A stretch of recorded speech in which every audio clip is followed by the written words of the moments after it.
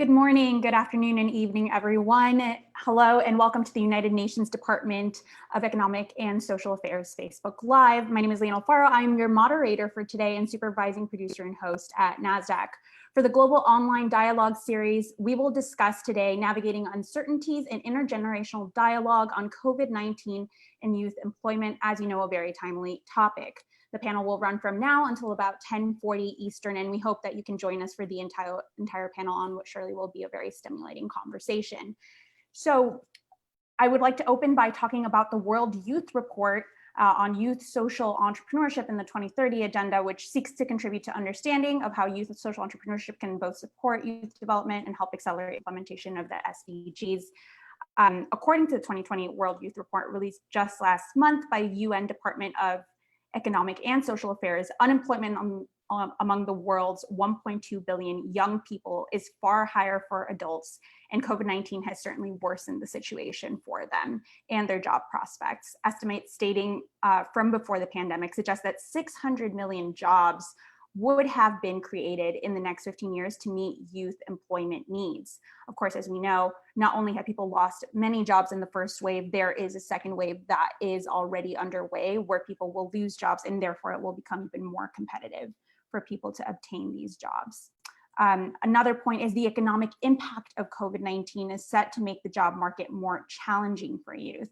The International Labor Organization reports that in the first quarter of 2030, about 5.4% of global working hours, that's equivalent to 155 million full-time jobs, were lost relative to the fourth quarter of 2019. And the third bullet is that social entrepreneurship can provide a viable path forward for young people to earn a living and help address their community's needs while advancing the SDGs. Particularly, the report found that social entrepreneurship can enhance the social inclusion of vulnerable groups. So we're going to talk about all of this today, and coming from very many disciplines, my own being NASDAQ, we certainly see these trends. We see that now is the time to certainly teach, to learn, and focus on this entrepreneurship and how we can not only stimulate job creation, but also assist these communities that are very much in need globally. So in this panel, we will split the time into two main sections, accompanied by introductions as well as conclusions. Our first panel will be on protecting and strengthening profit employment during COVID-19, and our second panel will be on considering entrepreneurship in a tough market. So definitely stay tuned for that. We have a very packed schedule, so we'll be moving right along. I would like to pass off introductory remarks to Mr. Jeff Ashiampong. He is the founder of Blossom Academy, which recruits and develops African data science talent. He is also affiliated with the Global Initiative on Decent Jobs for Youth, led by the International Labor Organization. So without further ado, Jeff, thank you for joining us. Thanks so much, Leanne. Do you hear me? I hear you loud and clear.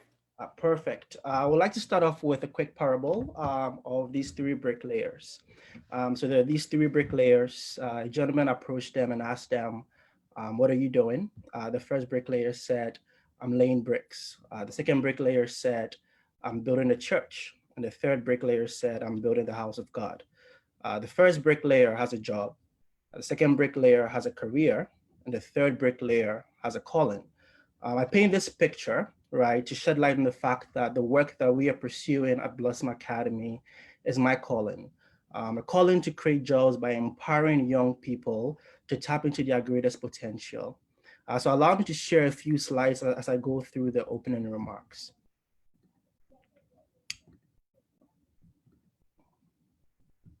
Okay, view, present.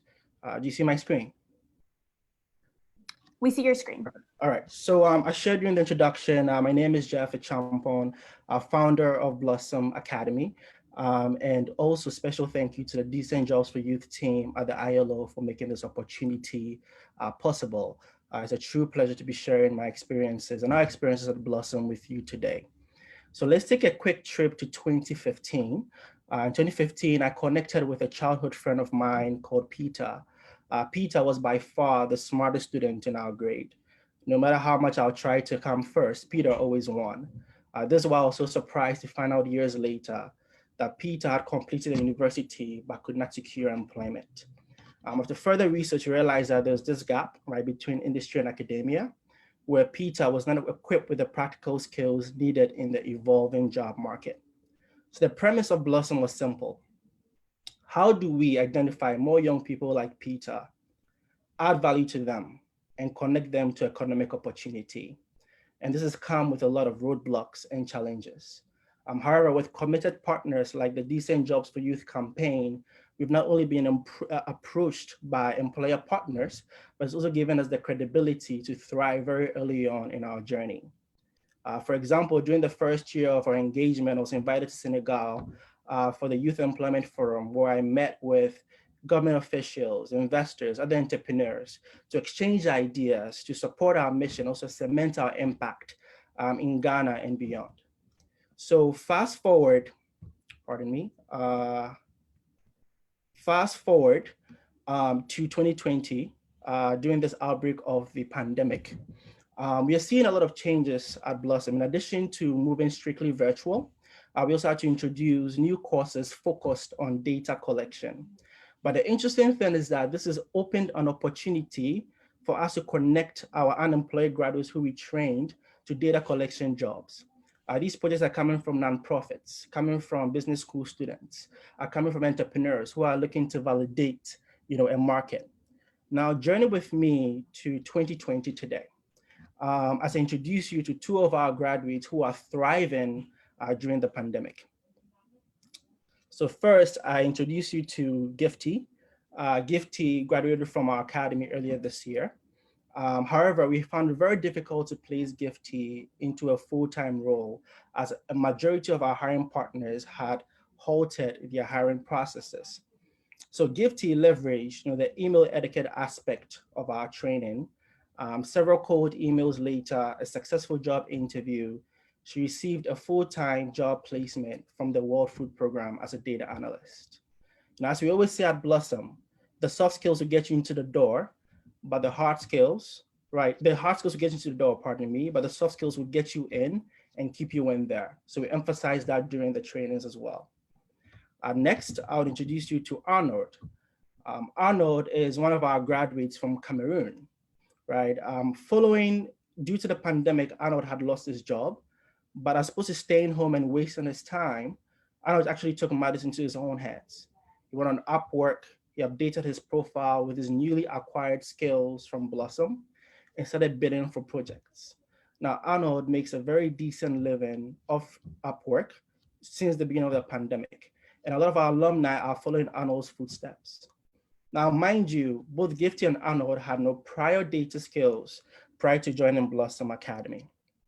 Now, for the fellow entrepreneurs on the call here, I want to stress the fact that there's a need, especially at this time, to focus on market creating innovations. The reason why I say that is I'll share a very quick story.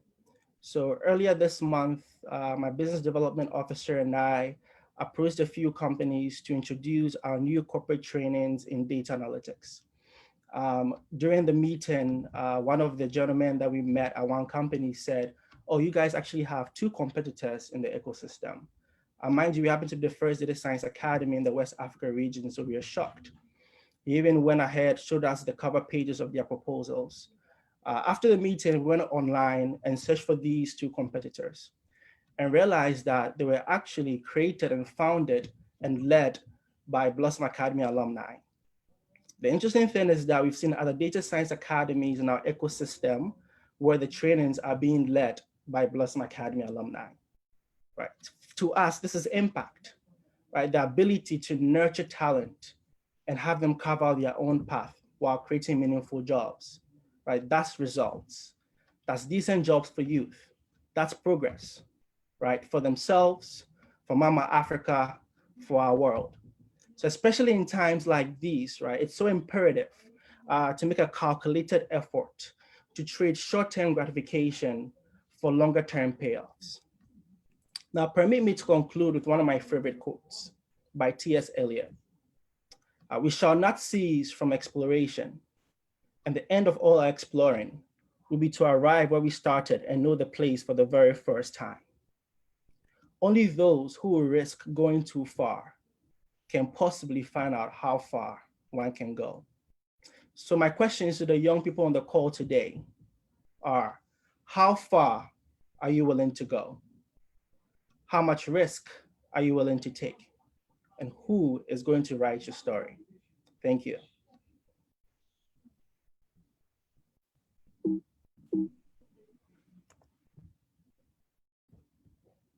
Jeff, thank you so much for the delivery of that keynote and opening. I think that you make a very incredible point and a salient point when you say that we must trade instant gratification for the impact of the long term. And that's exactly what Blossom represents. So thank you so much for sharing a little bit more of your story. No problem.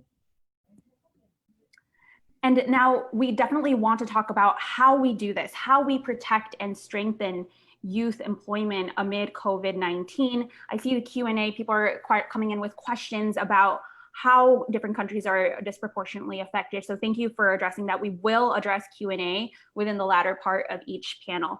But in this 20-minute discussion, we'll be hearing from a couple of experts. So I will announce those experts that we have on this panel right now. We have Professor Anastasia Gage, professor at Tulane University's School of Public Health and Tropical Medicine, also member of the UN High-Level Advisory Board on Economic and Social Affairs. We also have Mr. Mbuki Mburu, public policy and youth development advocate and project lead of Jenga Hustle, a jobs-related policy initiative, as well as Miss Nulundi Luthuli, managing director of Isaluliko Youth Leadership Development Forum, a project registered with UNDESA's SDG Acceleration Action Database.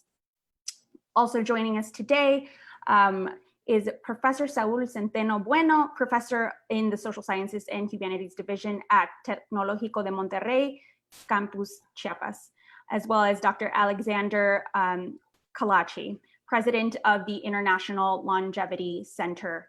So thank you all for being with us today. Actually, I just learned Alexander is not with us currently, and hopefully he will be able to join.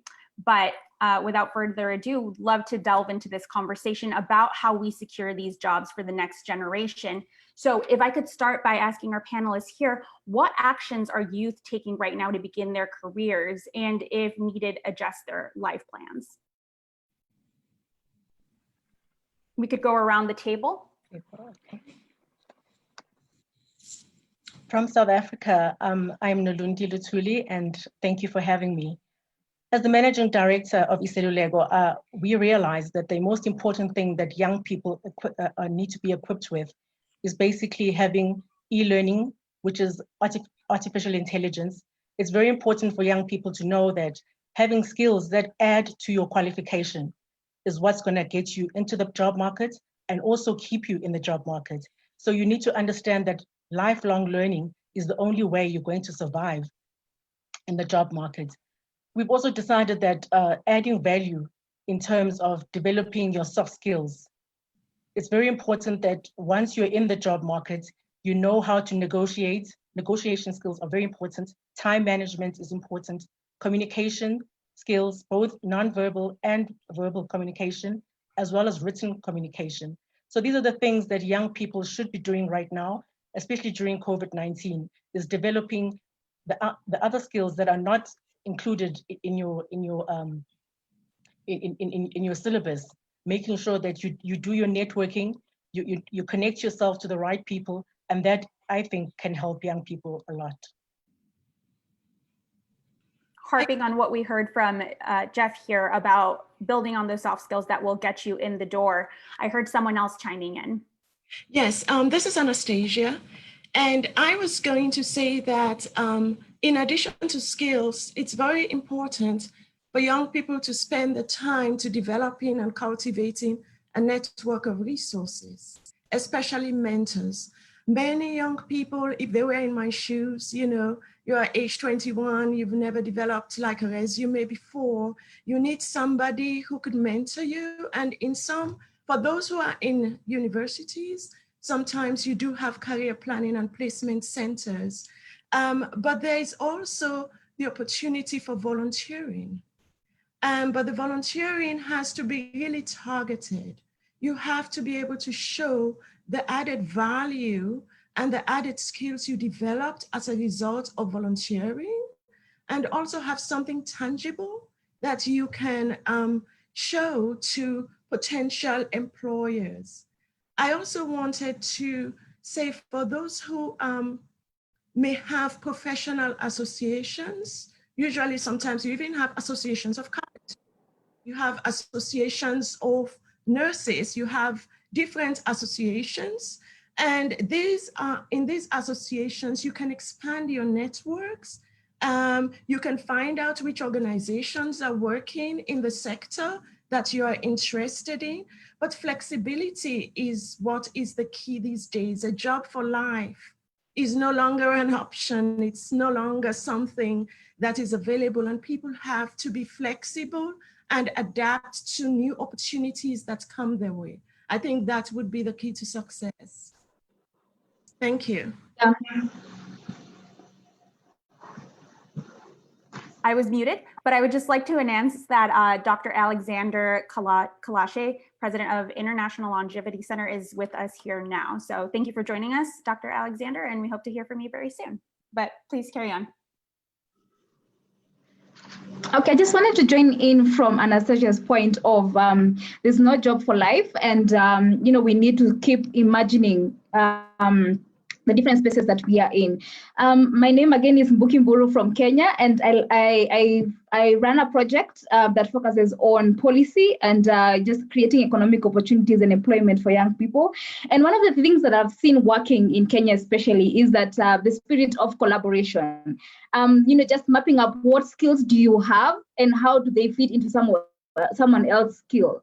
And sometimes even the model, and especially for cooperatives, is also very working in Kenya, where you come together, you know, you have different skills, yes, but how do your different skills fit into your own skill, and you are able to build up something. So I think the spirit of collaboration is very important, and also you know, just ensuring that you're always learning a new skill all the time, and also figuring out what is happening in the policy angle. Because one of the things that is hindering young people is that they come up with ideas, and then they look at the policy framework that exist. But because there's no policy framework, they sort of sit back and wait for a policy framework. So I think for me is just encouraging young people, if you have an idea, go for it.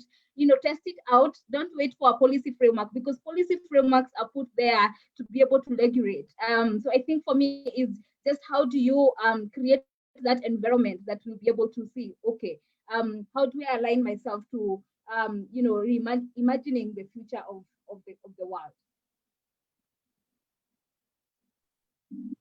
Thank you, Mbuki. And I completely hear a trend here in the responses that it's important for people to work on skills and being adaptable. And so it's not just about going into the career force and saying, this is the one job I'm going to do, because who knows if that job will exist, that position, much less that actual career. Things are changing very quickly, and so are the needs of the world. So definitely laying out plans, the collaboration seem like absolute keys for this.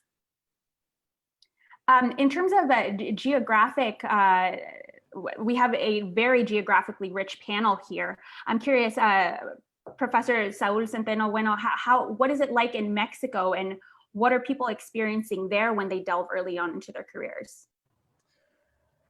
Good morning, everyone. It's a pleasure for me to join this panel. And in terms of the experiences in Mexico, you know, we're still thrilled and very impacted by the fact of realizing how epidemiological shifts can actually make us realize about our fragility, not only in the individual level, but also in our complex social dynamics. You know, a small protein pack like a virus that is not even a form of life is still impacting our entire society in ways that probably we didn't imagine before. And this is posing a number of challenges for young people jumping into the labor market. So, for example, in Mexico, we faced a moment around March, April, probably May, in which all of the labor market just stopped hiring people. And it was a very interesting period because we had a number of universities graduating classes at that moment. And we had just a bunch of young people trying to get a job, trying to reinsert themselves into the social and the work life of our society. And we saw that being put on hold, and that made us realize and made us reflect on a couple of things. One was the need of building these so-called soft skills to endure the search for a job. That, as you said, it is not searching a job for searching my one job, in which, you know, we heard from older people that some decades ago, you would study, graduate, and then you would find a job, and that would mean that you would probably not have your life guaranteed, but at least you would have some certainty around your professional future. But now you graduate and you realize that a bachelor or that being an engineer doesn't really guarantee anything, that in fact, you have to have a lot of emotional skills to be able to perform, well in a very specific job and to build a career. And then a second one is that the second point it made us realize is that there are educational opportunities around building digital skills that probably, our professional curriculums when we are at the university, students or undergraduates, don't really cover, but that the labor market does demand as essential. So I would leave it there because that's a bit on the next question, I think. Absolutely. The emotional skills and the emotional aspect is something we'll touch on momentarily. Dr. Alexander, would you have anything to add here? Do we have Dr. Alexander on? I'm speaking from a country that, as you know, is the epicenter of the pandemic. And it's making things extremely hard because we have a conversion of a sanitary, economic, and social political nightmare under the leadership of a government that denies all of that. It's much worse for women.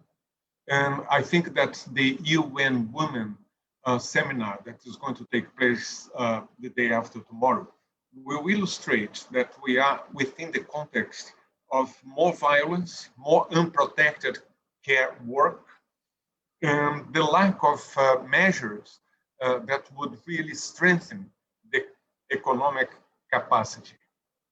And yet we are putting things here in a dichotomy, older people against young people. The issues are very different, but we are on the same boat. I would like to describe what has just happened to one of my mother. My mother is very dependent, she's centenarian, and she needs care. Her carers have a decent job, and we try to treat them with dignity. But it is still with the context of poverty. And the son of one of the carers, who is 19, unemployed, with low educational level, is the only son, lost his grandmother about a month ago from COVID. He had not expressed his grief, but over the last 4 days, he has developed high anxiety, depression, and he's in a real miserable state.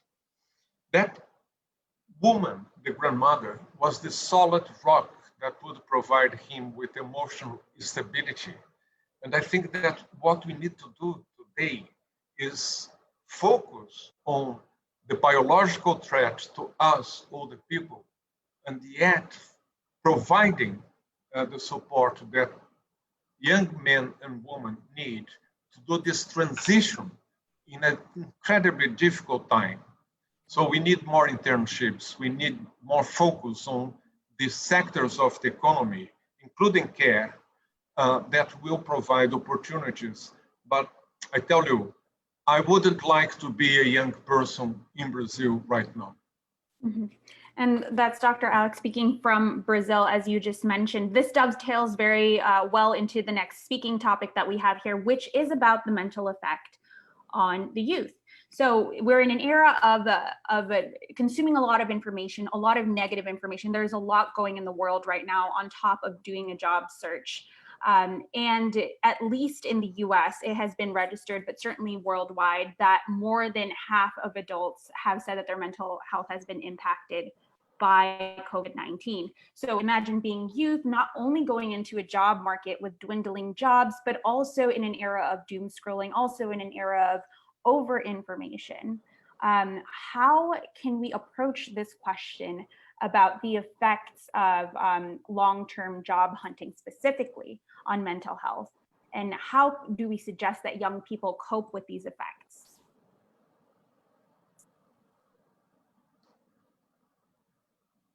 Well, if I can follow. Sorry, someone is speaking, but I see that they are muted. Nulundi, this might be you. Were you speaking? You are still muted. Let's see if we can unmute you here. You may have to do locally. You are still muted. You may have to hit your mic on your lower left-hand corner. We will come back to you momentarily. Dr. Alex, feel free to go ahead for now. Yes, I think that the answer is lifelong learning. And if we don't have strong policies for lifelong learning that will make transitions from school to jobs, and then it's not a job for life. Job for life is something that belongs to the past. And if we don't constantly, from as early as possible, provide opportunities for individuals, young people, to learn, they will miss the first step into the job ladder, and then they will keep missing, and they will continuously lose opportunities because they are not being provided. I live in a country where social expenditure, which means health and education, has been frozen for 20 years. What hope can we give to young people if this is the scenario in which they are going to start their adult life? Yeah, so I wanted to add on what Professor Alex has said. First of all, I would say that it's even hard to be a young person in the African continent because, I mean, the rate of unemployment is so high, yet we are the majority of the population. And even the jobs that were created since 2015, 80% of those jobs have been lost during the COVID-19 time. So it's really hard to be a young person in the African continent, and especially in Kenya as well. So I would like to say, yes, mental health is a big effect for young people because even as much as we had unemployment rate high, even just before COVID, even the support system that was existing at the time is no longer there. So now we are talking about now the issue is increasing. The mental health is increasing, and there's no one to be there to support you. And maybe the dynamic for developing countries is a bit different, is because most of us do not have we're not in charge of our own development. Our own development is largely influenced by external factors or external interests. So therefore, you find that the governments do not invest in the needs of the people so that they can be able to have a source of livelihood. So you'll find, first of all, you'll find that medium and small enterprises, for example, are the ones that create jobs for young people. Yet the government has no support mechanisms for such kind of businesses. So I think for me is young people also just figuring out how do you position yourself in. Mbuki, I think we lost you there for a second. Can I just add to what Mbuki said? Yep. Can you hear me now? Yes, we can hear you loud and clear. Go ahead, Nalini. Because in developing countries, there's no real support system. I think what's important for young people to cope with depression and to cope with the stress which has existed even before COVID-19. But it's important that who you follow on social media is very critical. Follow people that can actually be an inspiration to you, that can be a motivation for you to keep going, because giving up is very, very easy. But to actually hang in there and really push yourself to keep focusing on what you really want and write down your goals. As I say, social media is, young people are all over social media. So just be careful who you follow, and that can actually help you. And even on the social media platforms, make sure that you can group up together and mentor each other, because sometimes we are all going through this at the same time, but we need to keep each other going. And the last thing that I wanted to say is that get some exercise, drink water, eat healthy. COVID-19 actually highlighted a lot of the health challenges that even young people are experiencing, and not just mental health. And the best way to overcome mental health and stress is to, even if it's just outside, a few steps, a skipping rope, but do something active that could stimulate you, so that when you go back to your desk, you're actually able to focus on what you really want. But writing down your goals is always helpful. It helped me in my own situation, because I also went through a period of depression while looking for a job. So it's difficult, and support systems are very rare, but you can reach out to organizations. There are many nonprofit organizations that actually offer help and support. So I would encourage young people really to follow these organizations, to join these webinars on social media, and also follow the best role models in these challenging times. No, Wendy, I like how you see social media and the internet as a two-prong effect. Certainly it can have this kind of doom and gloom effect on our brains, but certainly you can use it as a resource to connect to these communities and be uplifted and uplift others as well. I would like to take this opportunity to go into some quick Q&A from our audience. We talked about volunteering experience earlier on this panel, and I'd like to delve a little bit more into that, because acquiring experience is one thing. The internet opens a world of opportunities. The youth can go online and Google skills and learn these skills and take classes if they have internet access. But with all this volunteering experience, with everything learned online, how can people with this experience better transition to the formal job market? This is a question from Esma Gumberdizi from the Republic of Georgia. So whoever can address this question, please feel free to jump in here. I would like to answer that question, because I was actually doing research on the employee volunteer program and how employees who are already in the job market can reach out to these communities. So if you have a company that is actually doing something like that, you can then use the opportunity to network with such people. And when you build your networks, by the time a job opportunity opens, then it's actually easier for you to access, because you know someone who's come into your community, told you about their company, and the first person they'll probably think of is someone like you, who has volunteered and who has the requisite skills. And so for me, it's really stretching yourself in such a way that you're actually able to reach the right people at the right time. Having said that, if we don't strengthen the response from the private sector, and the private sector will not provide opportunities, so we have to sensitize that the private sector here has a huge role, and so often they fail young people to be provided with the opportunities to start life. I was going to add that and build on that response, that you really do need, we haven't talked about the role of government yet, but we really do need the governments to build partnerships with small businesses, the private sector employers who can offer internships. I strongly believe that a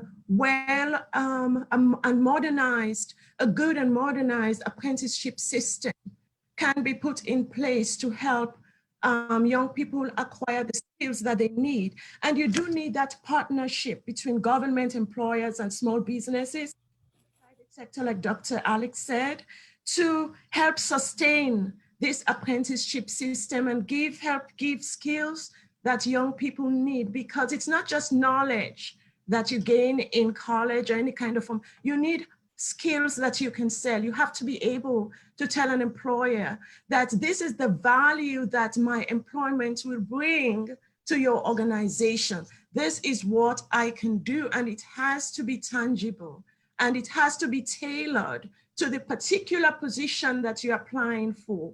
So you cannot have like a generic letter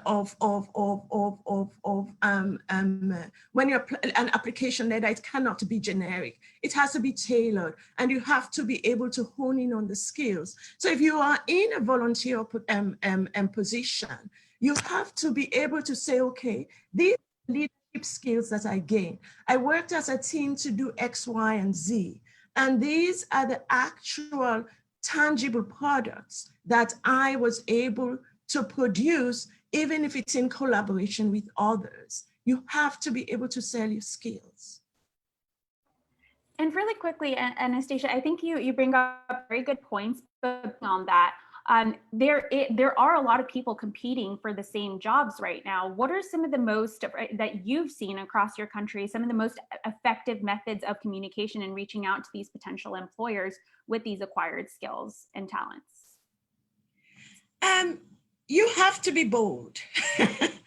I remember when I was looking for a job, even though it was like 30 years ago, when I was looking for my first job, I would look out because I knew that there were projects and projects were applying for grants.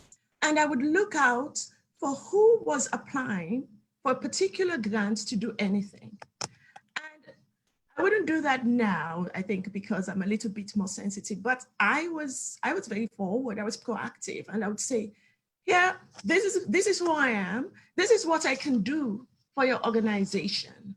I hear that you are competing for this particular proposal to do a particular thing. This is what I can do. And if you have a job that meets my requirements and skills, I am willing to serve. And in those days, I would write a letter stating I was willing to serve if there was a project, even though I only had data analysis skills. That's what I would say. I have strong data analysis skills, and that's what I had. But I would do that. And I got a job that way, which was back then, it's a very bold thing to do, but you have to be able to state what you can bring to the table. Mm-hmm. Having said that, Anastasia, I think that's very difficult for many people, many young people who come from fragmented families that have low self-esteem, have been excluded throughout their childhood and adolescence, and then to be bold. It's asking too much. So I think that we need to support, we need good policies. You have put the emphasis on governmental policies, but we have to recognize, especially in countries, and I'm talking from Brazil, you are there at the UN in New York, faced with the plague of racism, how to be bold if you don't really have the self-esteem to be bold enough even to cross the road because you will be reckoned to be dangerous.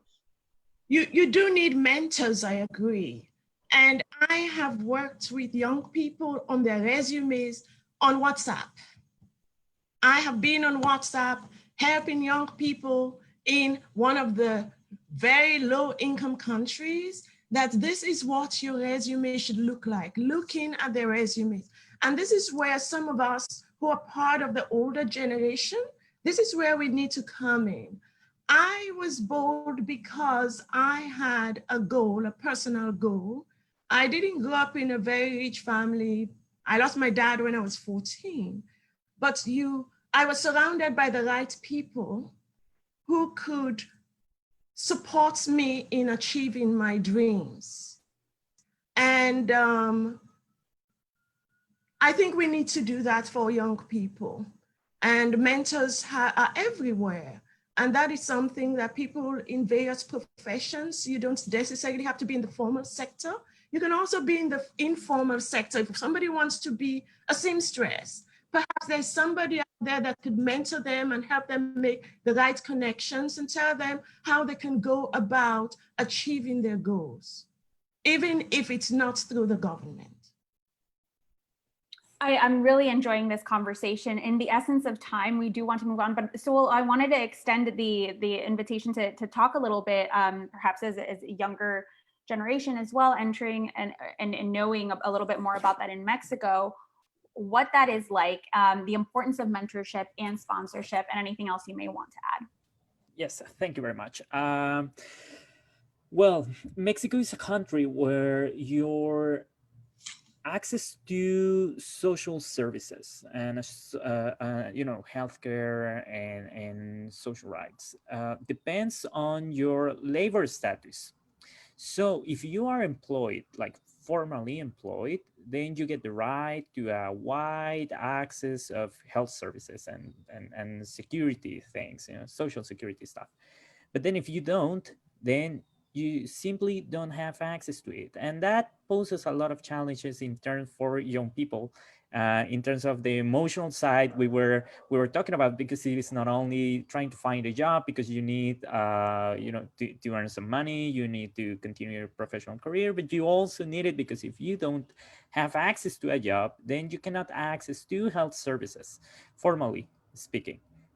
And that poses a number of things. And I think in terms of mentors, I don't really think I can add much more of what we have talked about, rather than, conversations are important with more experienced people, especially that has been on your field, building a resume and so on.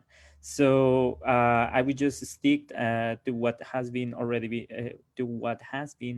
said. But I would like to focus a little bit on the emotional side, because, for example, and going back to our context in Mexico, most of the medical, consults and the medical services that are not related to COVID have been suspended. So, for example, if you are a young person that has the need to go to the psychiatric treatment, for example, and you need medicines, then you probably get one appointment every 3 months. And we know that psychological therapy and psychiatrics don't really work that way. You need to have a proper follow-up. And that poses a number of things for people, like not being able to follow a proper treatment, not being able to deal with the emotions you're dealing. And we're sort of having a mix of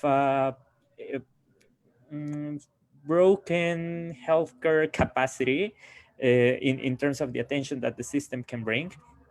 And we are also seeing an increase on the number of suicides that are happening among young people. And that is something that is getting us worried, because it is not only young professionals, it is also adolescents. So it is posing and exposing a number of challenges and threats that we didn't see there before. And I would like to retake some of the words of Professor Cage. She mentioned we haven't yet talked about the role of governments, but I think that it is important to signal the big white elephant in the room, that is financing. Our healthcare system has a limited attention, for example, in Mexico, because it doesn't have the amount of resources that we need. But we do have a phenomenon on illicit financial flows and tax evasion and profit shifting. That some multinationals and some practices that these multinationals fell on practicing, and DESA people would know better probably about this, and some economic commissions. These harmful practices end up mining the resources that governments have to spend, especially in people. So when crises come, they start to cut on the social expenditure, and this ends up posing the challenges we're seeing. And young people and women are those who pay the toll on the expenditure cuts that governments usually make. So I would shift the question, and I would say, instead of what can young people do to deal with healthcare, like mental health and all of these issues. What can governments do to guarantee social rights that are just that? There are rights to healthcare, rights to decent jobs, and what do they need to do to guarantee that they're going to have the funds to fund those rights, to guarantee that? I would leave it there, and I will give the floor back to Leanne. Thank you, Saul. I really do appreciate you bringing up not only what the youth can do. This is a more of a short-term question, right? The short term is like, what can we immediately do right now to prevent people from caving to a mental depression, to get people on the road to a job? But the long-term question is structurally, how can our systems better serve our people? And in this particular discussion, we talk about young people. So in our next panel, we'll be talking a little bit more about the path forward, some of the long-term, what comes next, tactically speaking. But I really do appreciate all of your time and all of your insight. Nulundi, Anastasia, Saul, Alex, Mbuki, really thank you so much for the discussion here we had today. And I think it brought a lot of questions that's important for people who are in already established positions as well, to think about how we can better help our young population. So thank you so much. Thank you. Thank you. All right, everyone. So our roundtable, second roundtable of today, we will be talking about this topic that we brought up at the beginning of the discussion on entrepreneurship and better equipping our youth to consider entrepreneurship in a tough job market. COVID-19 has certainly been one of the most disruptive and significant events that this generation has witnessed. It's significant for the generation already in the job market, but especially for those entering it. We've seen remote work taking off. We've seen digital transformations, less so by the sheer buzzword of it, but more so digital transformation taking place because they must. We are full on in a digital era, and it's very difficult to be disconnected right now because of the current situation that we are, that calls for the social distancing. But in this roundtable, we will be talking about the entrepreneurship aspect and how all these lines intersect. So joining us today, we will have Ms. Chimba Elenchi Lemba, founder and CEO of Tawali, a youth-led community-based organization empowering women. We will be hearing from Mr. Krishna Gautam, Director of Aging Nepal, and we will be hearing from Mr. Amika Nwachini Murray, founder and CEO of Kitova Technology, selected enterprise in UN's 2020 Science, Technology, and Innovation Forum Innovators Challenge. So you may have heard his name before, as well as Ms. Waziha Rakib, co-founder of Needy, a youth advocacy network. And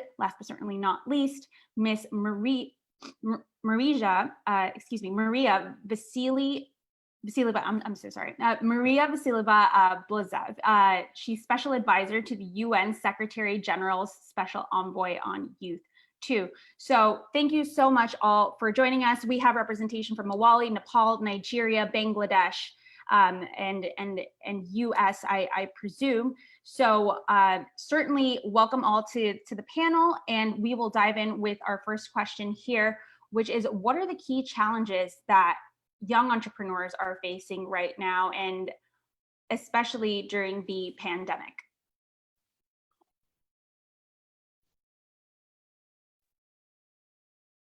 Maria, if you're with us, perhaps you might want to kick off here. Sure. Yes, I'm here. Hi, everybody. It's been really wonderful to hear the discussion so far, and so many interesting and important aspects being mentioned. I think one thing that COVID-19 pandemic has taught us is that everything is interconnected, and we really can't be talking about decent jobs or employment without talking about social benefits, health benefits, access of young people to these important safety nets when it comes to their livelihoods and their well-being altogether. The support that private sector should put in, but also the responsibility on the side of the government, and then the motivation and the inspiration and the resilience by the young people themselves. I think what we can say at the moment in terms of challenges, we know the socioeconomic impact has disproportionately affected young people, and learning from the previous crisis, such as the financial crisis, we also know that that impact really stretches longer term for young people. They feel that for the years to come. So for example, if you take the millennials, they have not yet recovered from the previous financial crisis and the challenging job markets. You have mentioned, for example, the numbers at the beginning, what the unemployment rates are now and the jobs lost, but the picture was not very pink at the beginning or prior to the pandemic. And then you have, on the other hand, Gen Z, who are stepping into a very uncertain future with the current unemployment rates, the economic downturn, the rising inequalities, and school closures around the world, which are exacerbating the barriers to entry for a successful pathway in life. So one thing I think we are all learning from this pandemic is the multiple of challenges, but also it tells us that there is no one solution, and that the solutions are intertwined between different sectors. And really, when it comes to young people, their homogeneity and the different aspects of their development that should be supported are something that we all need to think about when we tackle different aspects, be it employment or access to health, or development of green jobs and their future going forward, or tackling the inequalities. Yeah, certainly. And Maria, I'll take a pause here because at least in the US, right, which I can speak to, certainly what you said is right. A lot of people had not recovered from the 2008 crisis, and more so when you look at the different demographics, right? So if you look at people of color in particular who were hit very hard, it certainly breaks down even more. But youth was certainly not set up for prime success. Access to capital is also difficult when you talk about entrepreneurship. It's not necessarily readily available. The venues to apply for these kind of fundings is not always very clear. So it's good that we have representation from all around the world, as we do here, because it'd be interesting to see COVID-19 on top of it. What are the added layers that we're seeing here in terms of challenges that youth have when considering starting an entrepreneurship venture? Maybe I can answer that. Or maybe you can take away, that's fine. Yes, I can hear you very well. You want to dive in, or should I? I would love to hear from both of you. Waziha, if you wanted to start, then we can pass off to I think Amika, who is trying to talk as well. All right, no problem. Okay. All right. I think I would highlight the challenges that entrepreneurs typically face starting off by identifying 3 key things that are essential to business success. 1 is a team, 2 is competence and skill sets, and the 3rd one is access to finance. Now, I'll highlight the challenges by sharing a bit of my own challenges during the course of my own journey. When I started off, there was no access to finance anywhere. It was just me and my co-founder. We didn't necessarily know a lot about how to effectively run a business. There was no knowledge about structures. We had no understanding of product market fit. We just basically knew what we wanted to build and the problem we wanted to solve, and we had tons of passion, right? And then I remember one incident. We developed a soy sense, and we ran off excitedly to do a pilot with smallholder farmers, only to realize, oh, these people are not literate enough to use this, and they can't even afford it. So it was back to the drawing board. Now, this is essentially what most entrepreneurs face. They start off, they don't have enough knowledge on how to run a business. They don't know how to effectively structure these things. they start off with gaps in the team, and because they don't have any access to finance, it's difficult to say they want to hire anyone. Now, even when there are opportunities for finance, it's very, very difficult for them to access it. All sorts of collaterals that it's not easy for a first-time entrepreneur to be able to meet the requirements of. So there's no easy way for them to access the markets or to test their product. So they have a lot of these challenges facing them. Now, in the course of COVID-19, it has not necessarily changed. It only wore different gaps, right? So for markets, it became even much more tenuous because now the entrepreneur has to figure out how to navigate issues around markets, trying to find customers through contactless delivery and all that. So it only exacerbated the challenges that already existed. So those challenges are there, and entrepreneurs, being who they are, the confidence I have is that regardless of the challenges that happen, entrepreneurs have it in their DNA to surmount these obstacles. And I know that even beyond COVID-19, they would thrive regardless of the challenges they face.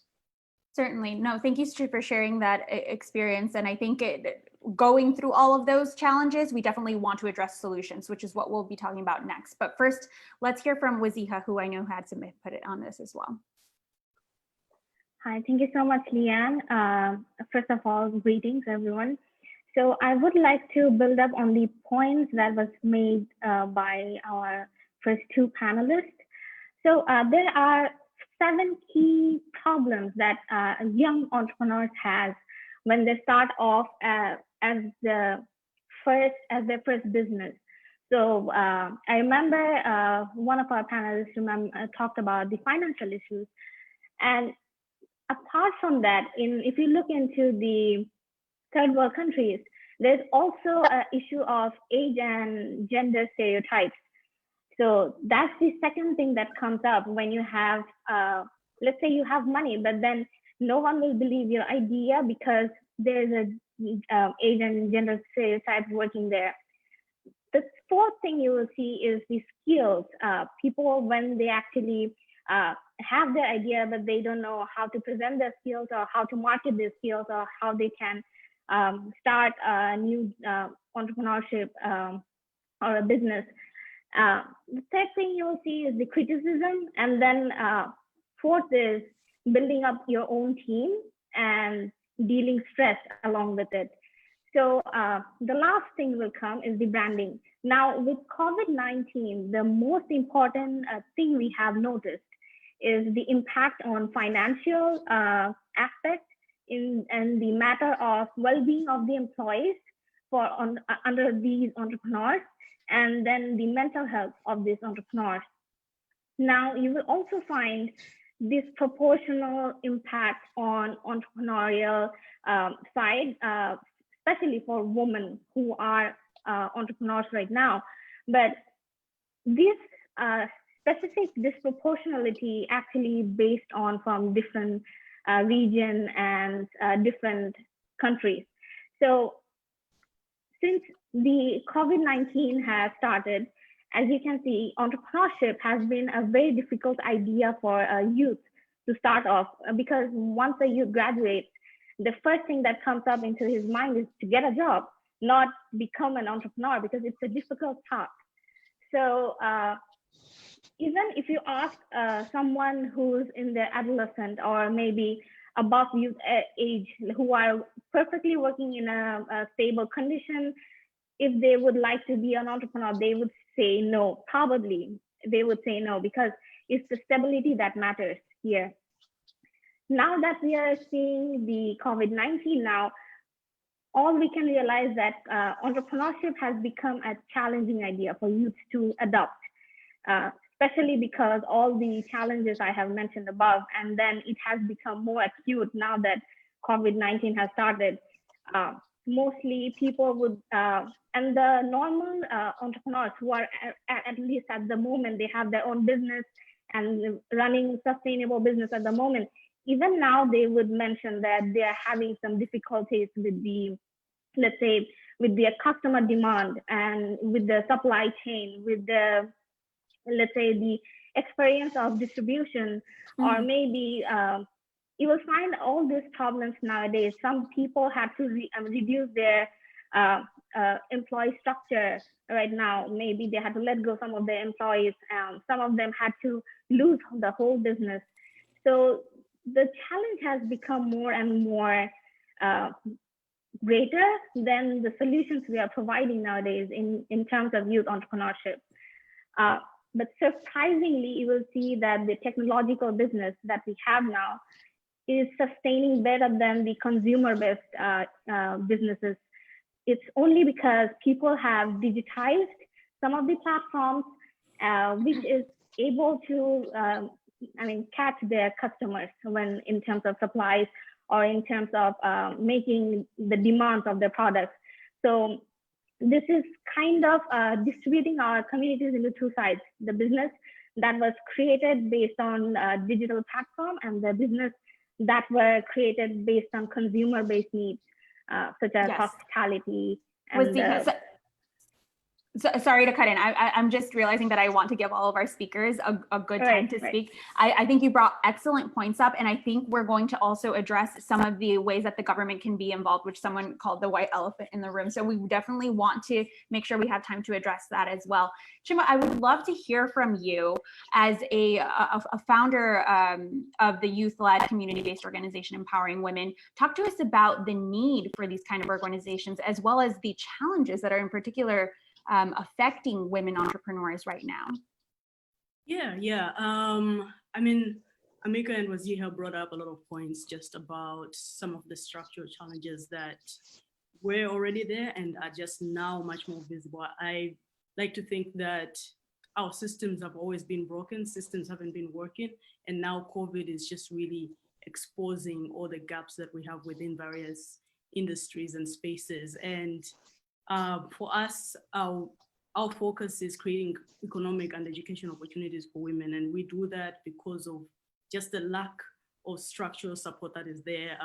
Just women generally have less access to financing, as well as more of a second option when most families are thinking of which child to educate when it comes to financial priorities. And so there's those factors, but also globally, we do have that income inequity. And when I think about entrepreneurship, I'm thinking that you're encouraging someone to innovate and create a solution that will bring income. So a solution that will sell or a product. And in a way, you are trying, that person has to have a market.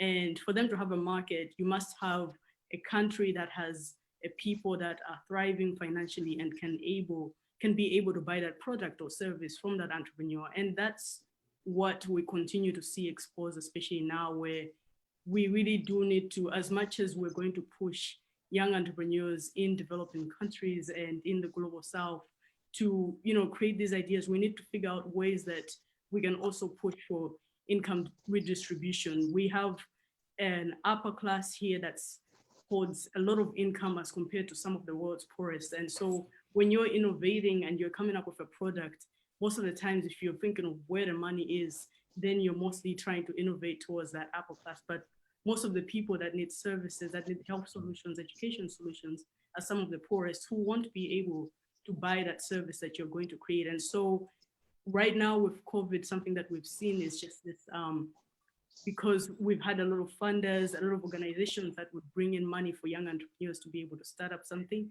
step away with issues in their own countries. Then there's this pressure at home. And what we need to continually start to think about is, why is it that we have 50 people in the world owning half and over half of the world's wealth? What are some of the systems, solutions we can put in place? What are some of the pushes that we can have for that income redistribution so that entrepreneurship has a more fair and sensible playing ground? So I just wanted to also add that, because I did feel that a couple of the points that I thought of in terms of challenges were covered. Thank you. Thank you so much. Now, Krishna, we haven't heard from you, but I certainly would like to hear your insight here. in particular, I'm going to move into the quick Q&A here in terms of youth and entrepreneurship. How can the youth be supported when working with the development of their businesses? We have a person asking in particular for green businesses, but I think that this applies for everyone in general. We have this question from Paul Laudry Dongmo from Cameroon. Perhaps you can also speak to your experience as well. Hi, Leanne. Thank you, Leanne. Is it my turn to speak? Yes, please. Okay.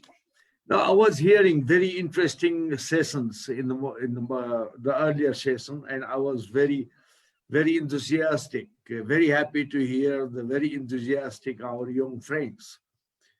You know, I can tell you what I know and what I see. I have been working in the aging sector, for the aging population for the last 12 years. So for me, this is a big world. And to see that you are looking for your entrepreneurship somewhere else, other than the older people, they are right there. I see three things here. Number one, our youth should always be aware of how things are changing around you. For example, climate is changing, everybody is trying to do it. Everybody trying to, achieve something on it. Population change. Our older people are getting, they are living longer, thank God. And that's a new opportunity for our youth and for everybody. So let me point three things. Number one, the older people, government retires them. And many people do not desire to hire the older people, but they are very functional, they are useful. Not that all older people are sick and cannot function anything, but simply our society is such that we have created a stigma where we say, okay, these people innocent, they don't know anything, so they cannot function. So that myth, if you forget that and just take these older people and try to mobilize their knowledge, skill, and wisdom, I think they are your the best chance to start with in the totally new environment. For example, starting. And second thing is, because there are so many older people, there were never these many older people in the world population. This is the first time we are facing this. So we have increased need for care and health services. So this is the best time you get trained in providing care for the older people and produce and invest in the production of goods and services that older people will consume or older people need for their daily support. So that's second point. And third point, at least I can take from my country the example. We have small cooperatives, village cooperatives, community cooperatives. And we did a survey a few years back, and we found that most of their fixed deposit is that of older person. And where that money is being invested in some other industries, in some other forms, but not for the cause of older people. If you can come up with, if you can be clever enough to come up with ideas to invest, mobilize their resources. Older people are also a richer group. They have lifetime of saving, and they have the land ownership, and they have pension as income. So these people have money. The young people already, they are yet to earn, yet to have deposit, yet to have a family, yet to enjoy all the life they have in front of them. So those people, they have more money, and most of them, few of them, they don't know what to do with. So if you can think of some idea to mobilize their deposits, their fund, and for their own benefit, and older people can be very productive. They will be less demanding. They are ready to work for the lower salary because they don't have, all their needs are so low, and they can be productive, disciplined, and they may be a bit slow, but their quality of services, many studies have shown that their quality of work, their product is really good, far better than others. Let us take simple example. Krishna, I'm so sorry. I would love to delve into more examples. I see we are at time, however. I'll just dwell on one point. For example, most of our older people are digital literate, digitally illiterate. So if you can provide digital literacy classes, I think they will be very happy to start paying for it. So there is a lot of opportunity in the aging sector. So welcome, my friends. There is a lot for you here. Thank you, Krishna. Thank you. Now, I would like to do one lightning round because we see in the comments and we see from the earlier panel as well that this is a very important topic. I would like to do a lightning round, just one sentence, 1 to 2 sentences max from each person on this panel on how the government can better assist the youth that are trying to delve in the entrepreneurship sector, excuse me. Chimba, we could start with you and go around the table. Sure. I think first, the education systems. A lot of governments and a lot of countries still have education systems that haven't been revised in years. I know that some of the education we still have is still colonial, and so revising that to fit to the times, to be more innovation geared, but also more to the present, more tech inclusive in terms of what we're learning, so that when you're learning in class in the present, you are also thinking about present factors and you're referencing present subjects, and then creating more funding opportunities for young people so that it's not just through banks, but more microfinance and more just funding initiatives that encourage local entrepreneurship. Thank you. Waziha, one sentence on how the government can better help youth entering entrepreneurship. So in my case, I would support Chumba, and then I would love to add that innovation centers or innovation labs for entrepreneurship should be created in each universities or schools based on the government funds, or if not by government funds, maybe the private funds. Because when we talk about education, people learn to look for a job, but not to start an entrepreneurial business.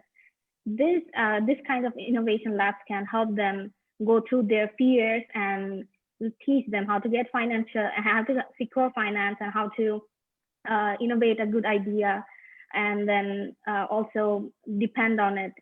And also maybe I'll add one more point about the digital skills. It's really needed right now, so it should be mandatory, at least for high school kids nowadays, not the university kids, just the high school kids starting from it.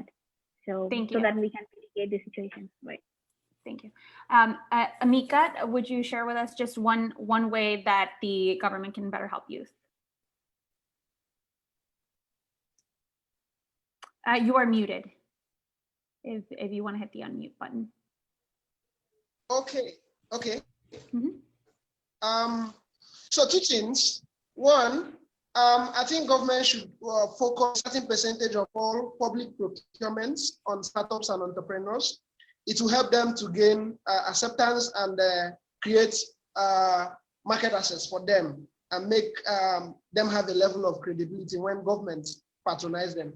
Then secondly, government should focus on renewing the policy and regulatory frameworks, especially as regards finance. Finance should be more tailored towards how a person or a business can demonstrate the ability to repay, not just necessarily whether the business has collateral, because when startups are getting started in their businesses, they don't have the collateral. If they had collateral, then there will be no point of looking for the sort of finance they are looking for. So the areas of policy and regulatory framework should be addressed so that the financial sector will be rejigged to favor the entrepreneur and make the ease of doing business better. Certainly, thank you. Krishna, could you give us one sentence here? Yeah, I think our government must focus on giving financial literacy to all of the young people. Many of the young people, they have not, this financial literacy has not yet reached to majority of our youth, and that's important. Thank you. Thank you. Maria, I'll let you have the last word here for the panel. Very shortly, I think in addition to what the previous panelists have said, and those are very important points, I would start also reiterating what Chimba said. The reform in the education system really for a fourth revolution is very important. Investment in young people's training and education, where we see that there is a skill and knowledge shortage. Then also the social dialogue for solutions is something that is really important. So in the UN, the Youth 2030 strategy really speaks about a lot in every sector of or area of work, that it is important to have young people at the table when the solutions are being designed. Because as you heard from these great entrepreneurs here on the call today, they exactly know where the gaps are. They know what they need, and they are already innovating in terms of the digitalization and the uplifting on the digital economy, which is now very important for the recovery phase after COVID. Young people are those who grasp those changes much faster than the others. So it's really important to continue to provide investment and space for that to be supported. But on the other hand, not forgetting about the gap in digitalization and reaching those who are not connected to the internet or don't have access to online education and learning and so on. So there are multifaceted areas of work that government can really tackle, but it is important to bring all the players at the table, and young people should be those who must have the important word within that decision making and bringing solutions on how to tackle that. Thank you, everyone. Certainly bringing all the players to the table is a very relevant discussion to have everyone sit down and think about how we can better address the next generation of entrepreneurship and workforce. So thank you so much for joining us today for the second panel. And here I would like to hand off the concluding remarks to Mr. Elliot Harris. He's UN Chief Economist and UNDESA Assistant Secretary for General for Economic Development. Mr. Elliot, thank you so much. Thank you very much, Leanne. And first, let me start by thanking all of the participants, all of the panelists in particular, for what I thought was a very stimulating discussion. We have seen, I think clearly, and it's been mentioned on many occasions throughout the discussion this morning, just how severe this impact of COVID has been. The way it has impacted on the prospects of young people is particularly egregious. And I think it's important for us to start off thinking about the way forward by understanding just how severe the situation is. One of the participants mentioned that we have a shock that has come on top of the last shock, from which many people, especially young people, have still not yet fully recovered. And this has compounded the overall impact on young people and deepened their disadvantage with regard to the future labor market, but also with regard to other groups of the society. I won't go back into citing all of the figures, but just one fact I think it really is quite perturbing is that 1/6 of young people globally have stopped working since the onset of COVID. And we have to bear in mind that we are unlikely to see changes that are just temporary, that will pass, that will disappear as we start the recovery. A lot of it is going to be the scarring of labor markets, which is a term the ILO uses. It means permanent damage to the structure of the markets, and that will limit the opportunities for young people in particular going forward. And many speakers have stressed time and again that the impact on young people and on youth employment in particular has been disproportionate and very adverse. And the damage is not just financial, it's also a question of the impact on mental health and the well-being of young people. And that itself can be a significant factor in undermining their ability to continue to persevere and to push and to try to get ahead at a time when their future seems very, very uncertain. Half of young people, according to a recent survey by the ILO, are possibly subject to anxiety and depression. And again, that has come through in the discussion this morning, but these numbers are truly extraordinary. I'd like to point out as well that, and this was, again, came up in some of the discussion this morning, that the whole situation has been worsened by pre-existing conditions. We have structural changes going on in the global economy that are really complicating the way young people can participate in labor markets. And two of the most important factors are technological transformation and globalization. Technology has been creating a lot of opportunities, yes, but it's also displaced a lot of jobs through automation. Young people at the start of their careers in entry-level positions are more likely to be affected by this because it's easier for firms to terminate newer staff or not to hire them at all. And that, of course, focuses its effect directly on the young people. There's another factor that's going on as well, which is that more and more of the income that's being generated in the global economy is being absorbed, captured by the owners of capital. Less and less of it is accruing to people who work for a wage. And because young people own such a tiny share of the world's wealth, they are disproportionately affected by this trend and suffer more from it. We also see changes in the labor market based on technology. I'm speaking now of the so-called gig economy, the online work. And more we see young people finding initial employment in this area. But these are the types of jobs that are immediately affected by any kind of downturn. These are what you might call the more insecure types of jobs. And with young people being predominantly represented there, of course, that vulnerability is particularly strong. You've had all of these factors there, and they've been working. These are trends that have been having an effect on outcomes for several years now. And all of this has been compounded by the economic shock of COVID, making the youth much more vulnerable in terms of losses of income and jobs. But the discussion today also focused on solutions. And I thought there were a lot of very clear proposals, particularly in this last session, about what can and should be done. One thing that struck me from the very beginning, the first panel session, was we were talking about the need for there to be hard skills combined with soft skills, the hard skills that get you in the door, the soft skills that get you the actual job, and the need to continually update not only the hard skills, but also the soft skills. We spoke of the need for teams and the ability to access finance and the ability also to understand how the world around you is changing and the jobs that you're in are changing, and the need to continually update those skills. And I think that is a lesson that is particularly important for young people today. It's something that did not confront my generation. We went to training and we trained for one profession, and we did that one profession for 30 years. That's no longer an option for young people. Secondly, I think there are three areas where we've had very clear suggestions on what needs to be done. First, Alexandra and Saul, in the first session, they mentioned the need for adequate safety nets for young people. We need to have healthcare provision, unemployment assistance, housing assistance, cash transfers to ensure that the basic needs of young people are met, even if they lose a job, so that they have enough income to survive in dignity. And that is an important point. We have to avoid the tendency to shift towards fiscal consolidation and austerity too early. That will choke off the recovery and particularly affect young people.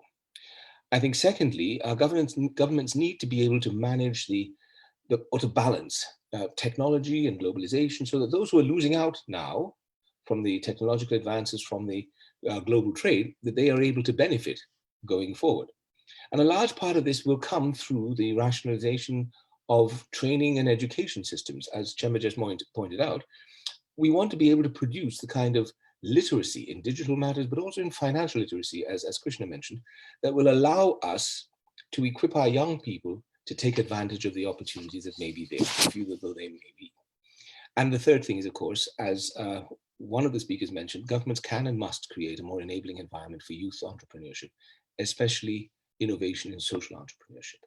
And we talked about this in our latest World Youth Report with some suggestions for policy. And I think it's something we can all think about. And many of the suggestions made, for example, the one about devoting a certain piece of public procurement to create markets for social entrepreneurs among young people, I think those are very useful ideas that we can build on. This COVID crisis has shown that we are resilient, however. It shows that in the face of challenges, we can adapt and we can overcome them. And I think that we have all of the necessary building blocks this time around to make the recovery from the crisis not only more inclusive, but more inclusive of young people, and to avoid the sort of mistakes that we made in the last crisis that prevented us from actually allowing everybody to recover and to build back better. And I think if we use this experience, if we use the innovative ideas that have come through in this discussion today, we will find that we have what it takes to not only build back better, but to create a better and more sustainable future for all of us, including in particular the young people whose future we're actually talking about. So thank you all for your participation in the dialogue today. It's been excellent. I've learned a lot, and I hope we can continue this dialogue going forward. The working online now has given us the modalities for doing so in a very inclusive manner. Thank you very much. I appreciate the excellent wrap, Elliot. Thank you so much. And thank you to all of our panelists. As Mr. Harris just stated, I have learned a lot too today. Certainly a lot of takeaways and conversations to continue having with all of the players involved, as one of the panelists said. Now, for anyone that joined late, you can have a full replay of this discussion at facebook.com/joinUNDESA. You can also read more about the youth report that was mentioned here at un.org/DESA. So a lot of great takeaways and information to pour into. This report was released very recently, just last month. So please feel free to pour through that as we have these discussions and how we move forward and best support our youth. Thanks again for everyone for joining us today, and we hope to have you for our next in the series. Thank you very much. Bye. Thank you. Thank you all. Thank you. Thank you very much. Bye. Thank you. Thank you. Bye. Thank you. Thank you.